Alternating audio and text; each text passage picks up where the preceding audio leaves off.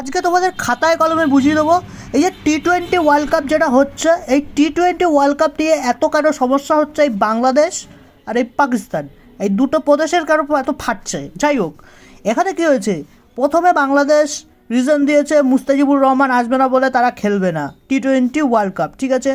তারপরে বাংলাদেশকে টি-20 world cup থেকে বাদ দিয়ে দেওয়া হয়েছে, ঠিক আছে। বাদ দেওয়ার পরে এখন বাংলাদেশ যেহেতু বাদ পড়ে গেছে, তার জায়গায় এসছে স্কটল্যান্ড, ঠিক আছে, স্কটল্যান্ড এসছে।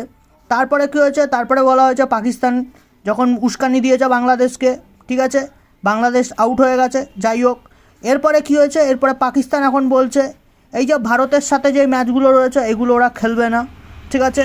আচ্ছা, এখানে টি-20 ওয়ার্ল্ড কাপে হোস্ট কান্ট্রি কারা, শ্রীলঙ্কা আর ভারত, ঠিক আছে, খেলবে না বলছে পাকিস্তান 14ই ফেব্রুয়ারির ম্যাচটা, ঠিক আছে, বয়কট করেছে ওরা।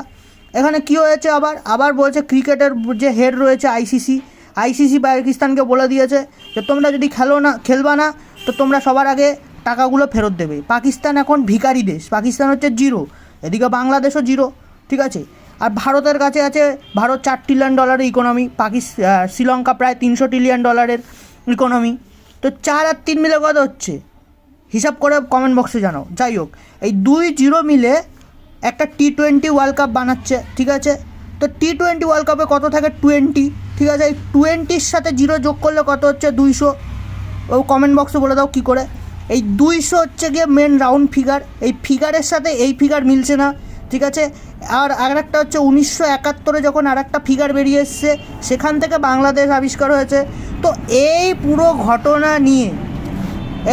ঘটনা নিয়ে যা হয়েছে সেটা তোমরা সবাই জানো, ঠিক আছে। এই পুরো ঘটনার সার্কেলটা কী দাঁড়াচ্ছে 0। অতএব ভারতের মানে ইন্ডিয়ার কি হয়েছে, ছেড়ে গেছে, বুঝেছো। যাও গিয়ে ঘুমিয়ে পড়ো।